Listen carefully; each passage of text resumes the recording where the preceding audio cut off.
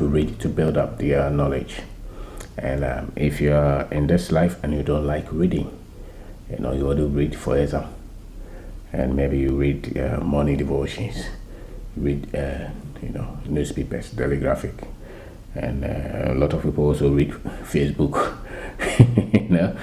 But you don't like reading, I will encourage you to read, especially if you want to build business or if you are building business, because in as much as we have so many other ways of getting information, reading actually helps your brain to expand and to grow. And there's nothing as constructive as you reading a book and understanding the things being taught from the book and maybe putting them into practice. So I would say read a book. If nothing at all, try to read a book. Let's say at least one book every month. They say that the greatest of the CEOs and people who are building big businesses, they read at least 4 books a month. And that's why a lot of the times they carry money, they have wealth. Most people invest a lot in knowledge, and there is no other place to invest better than investing in yourself. So the first book my book, Perspective, how to develop the mindset to start and build your business. It's a great book that you should read. And I did another one, Streamline. It's also a great book that how to teach yourself money. I wrote these books because most often when you're looking for a book from our own culture and content, it becomes a bit more difficult. If you walk through our streets, the books most often you see are books, when it has to do with finance and personal development and productivity and things that will make us build something from where we are. A lot of the books that I see mainly are coming from not here. Sometimes the books we write about are not books for entrepreneurs, so to say. So the third one, I would say Second Chance by Robert Kiyosaki. He's a great writer. Somebody gave me his book in the year 2000. My friend, he said, come now, this book, you will like it, so read it. And it changed lots of things in my mind. The next one is Principles by Ray Dalio or something. He's an American. It's a good book, Principles, if you have money. A lot of these books are on Kindle, and I've actually read them, some of them multiple times. The next one is The Millionaire Fastlane by MJ DeMarco. It's also a good book on entrepreneurship. Good book, practical book. The processes, the journey, the steps that all of us go through. Rich Dad Poor Dad by Robert Kiyosaki. And another one is Why A Students Work For C Students by the same Robert Kiyosaki. It's a great book. And More Important Than Money.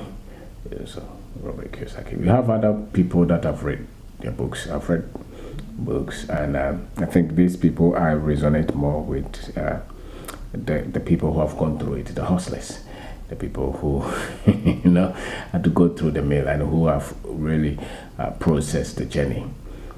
Some people I've read a lot of books from millionaires and billionaires and all kind of autobiographies and biographies on business.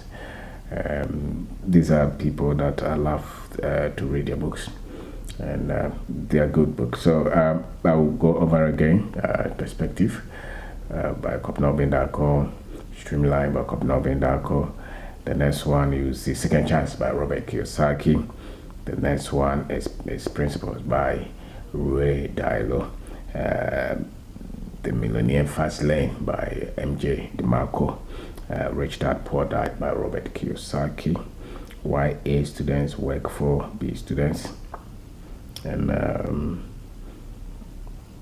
More Important Than Money by Robert Kiyosaki. So there are other books that you can look out for and read, and most often they are coming from the West, especially America. What you have to do is that you can pick some of their principles, but the truth of the matter is that they have an infrastructure that is so much different. They have a culture that is so much different, business support system that always come in different form. So in as much as you read to expand your mind and glean from them, sometimes too they can create some bit of frustration if you have not really Because when you start to apply the principles, you'll see what works in our environment. And so a lot of the times too, you have to maybe go to the market and because some of our greatest business people have not put their thoughts in books. If you have a lot of people who have gone through the structures here, have gone through the cultures, who have been able to build something independent of government, independent of all supporting structures, so to say, and they've been able to build their own businesses, employed people, made a lot of money, but they don't put their thoughts in book, and that's and sometimes they don't even record anything for us. You really have to be very close to them for you to gain any information from them. And for me, I think they should write. They should at least be interviewed. They should share their stories because they inspire us. I mean, as human beings, once you see something, you would want to copy. And so the more we have our kind, as those who have gone through it, those who look like us, those who have gone through the structures, the culture, all this, and who we see do well, I mean, build businesses, become very successful in any industry, those will inspire us a lot. So we need to see a lot of these stories and hear a lot of these stories. You are not doing us a favor when you keep quiet and you are calm somewhere because you want to protect yourself. In as much as we would want you to protect yourself and stay calm and silent and nobody see you, nobody would have to see you. At the same time, there are millions of the youth who are looking for examples, who are looking for people to learn from, who are looking for books to read. We should not just be reading books from American billionaires and millionaires and movie stars and musicians.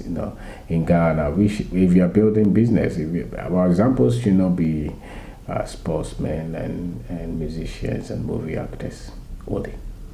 It should be people who have built businesses, and we should be able to have their books, read them, understand them, put them. It should not be people who have not built anything, who have not tried anything, even if they fail. That are teaching us how to build business. I mean, if I want to learn how to go through the processes to build business, I don't want to listen to an employee CEO, no matter how big the organization that he has is, because he will not have the spirit of what it means to really go through the gutters to put a business together. He may not have that, and majority of them don't have that. The mindset that you need to pick an idea and turn it into business in our country is so different from very corporate, organized mindset.